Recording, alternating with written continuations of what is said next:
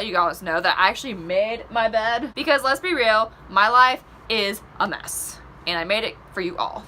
So, you're welcome. We don't have to talk, we don't have to dance, we don't have to smile, we don't have to make friends. It's so nice to meet you, let's never meet again. We don't have to talk, we don't have to dance, we don't have to dance. What is up, everybody? Welcome back to another video. Thank goodness it is Friday. It's been a long week for me. I bet it's been a long week for some of you too.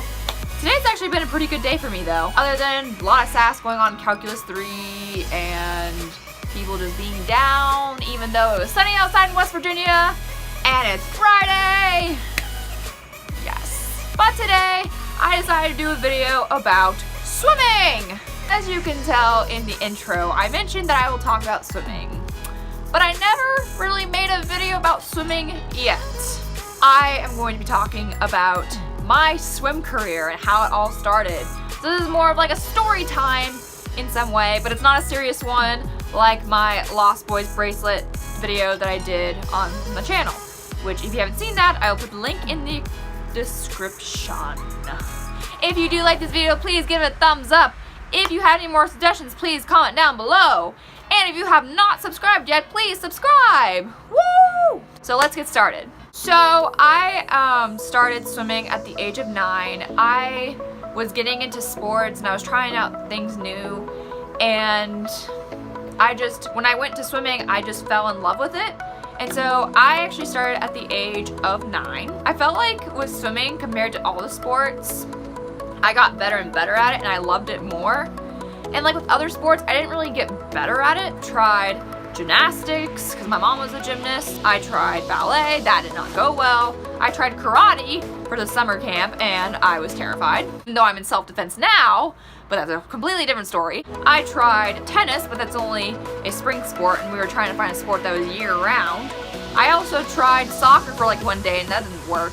Nothing compared to swimming. Other than swimming, I did get involved in cross country and track during middle school, but other than that, swimming was like the only sport I really got into. So I started swimming for a bit, and I was on one of the best teams, I think one of the best club teams in America, because they had some swimmers there that went to the Olympics or Olympic trials, and they're pretty known for it. It is actually located in Texas, where I was originally from, and that is called Nitro Swimming.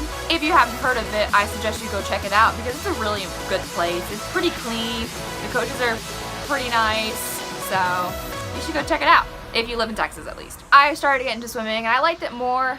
When I started out, I was more of like a breaststroker.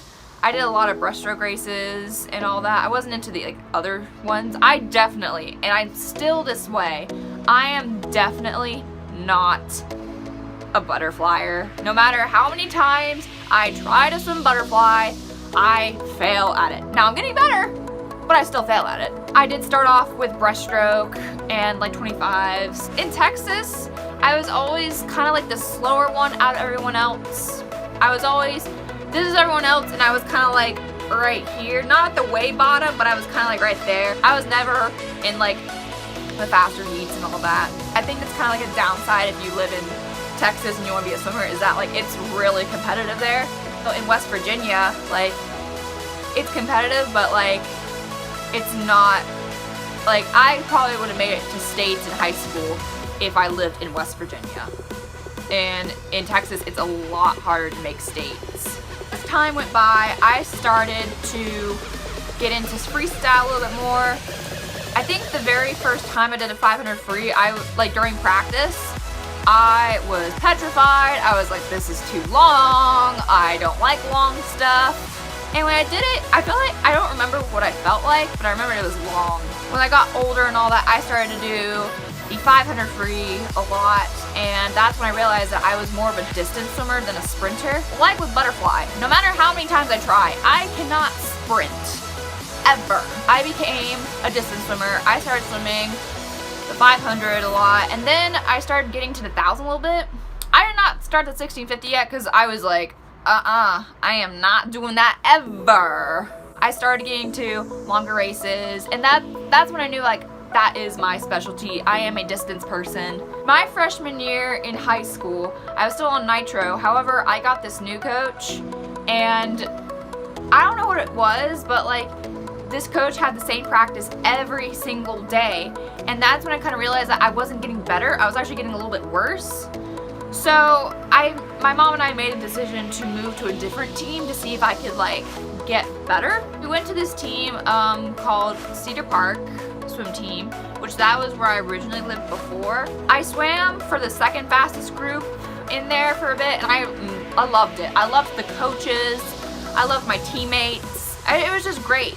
But then when I moved up to the bigger group, everything just changed. That was probably one of the most hardest times for my swim career. I will admit, like, I did make mistakes when I was swimming. I was a high schooler. I was stupid. We all have those phases during swimming where we're just like, I don't want to go to practice. I think the difference in this one was that as I started swimming, I had a coach. Now, I'm not going to say any names, but there is this one coach who, he did not want me in distance at all.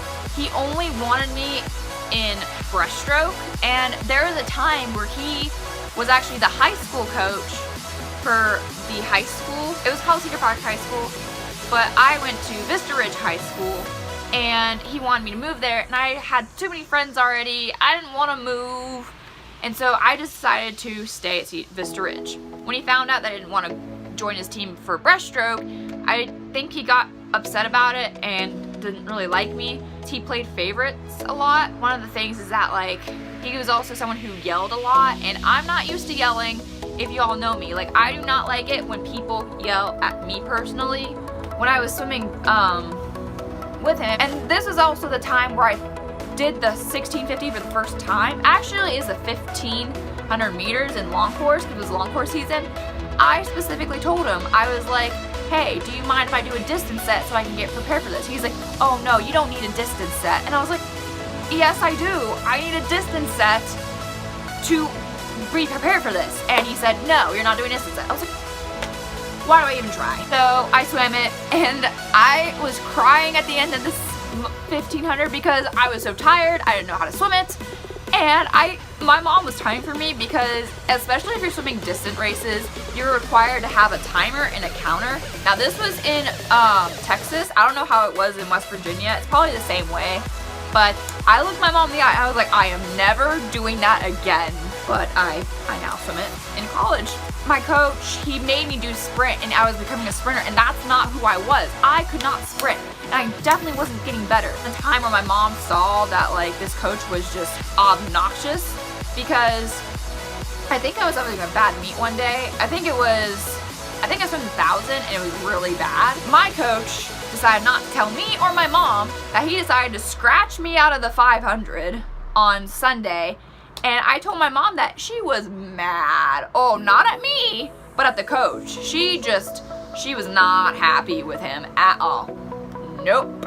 I told my mom, I was like, Mom, I need to like go somewhere else. I need someone to train me in distance. And she agreed with me, and we finally found someone who would teach me again. Not really teach me, but get me back to where I was before. I would consider that the dark ages of my swim career. Going on to this new coach became like the Spanish Crusades. I hope everyone knows what I'm talking about. If not, I'm sorry. I met this coach. She is probably one of the most amazing coaches I've ever had. She actually, not only did she know what I needed, but she got me back on track to swimming, and I will forever thank this person. She is amazing. She's hilarious. She's super nice, and when she wants to get tough with you, she will get tough with you. We started to do a lot of workouts based on like CrossFit and based on what I need to work on, and that was when I got better at swimming again. This was also the time, this is around like my sophomore year in high school, where I started to join the swim team. It was actually the middle of my sophomore year. I was also an ROTC, the warrant officer there, and my parents and everyone was wanting me to join the high school team. They said that's gonna be great for you, and I was like, all right, I'll do the high school swim team. I swam with her for quite a while, but then she had to go to law school, and so she couldn't stay with me for a while, so we had to find another team. And for the next, I think it was for the next 2 years, I swam for the Lifetime swim team, which You guys might know what it is, but it's like a Lifetime Fitness Center. They actually had a swim team there, and I swam with them. I was actually the fastest one there, like really fast. The one problem I had there is that like the coaches weren't getting paid enough, and so I think every like 3 or 4 months I would have like a different coach. Like there would be coaches there, and then be new coaches and new coaches and new coaches. I think that would be my problem, and so that's why I didn't go to the practice there as much, because like not only was it like not challenging, but like I don't know. I mostly focused on swimming for my high school team. I felt like that was the best choice for me. I will say near the end of my senior year, I kind of like backed off of swimming a little bit because I was graduating. I wanted to focus on my studies. I wanted to get everything prepared. My family and I decided to move to West Virginia. I just wanted to focus on that portion. After I graduated and moved to West Virginia, I met my college coach, who is also one of the best coaches I've ever worked with. Meet her, you will know that my coach is amazing. She actually does care about you, like even if she says she doesn't, she really does. Like I feel like she's always there whenever I need her, and I feel like she's someone I could like talk to about issues, and that is like one of the biggest things you should find in a coach, is someone who can sit down and talk to you about like some issues you're having, especially with like swimming. That's when I kind of started getting into like longer races, like 500, the 1,000, 1650. And this coach, compared to the other guy who thought I was a sprinter, she definitely knew I was not a sprinter. Like she knew that no matter like how many times she trained me for sprinting, like sprinting was not gonna work for me. Now I just finished my 2nd year in college swimming.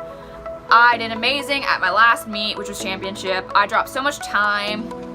I got personal bests, and I'm just, yeah. Even though I only have 2 more years of my swim career left, even like after I graduate college and I won't be able to compete anymore, I'm probably gonna still be that one elderly woman in like the near future, not near future, but like long future, that's still gonna be swimming every day, because I love the sport so much. And I feel like even if no matter if it's swimming, no matter if it's gymnastics, no matter if it's any other sport, like find something that you love and you can continue with.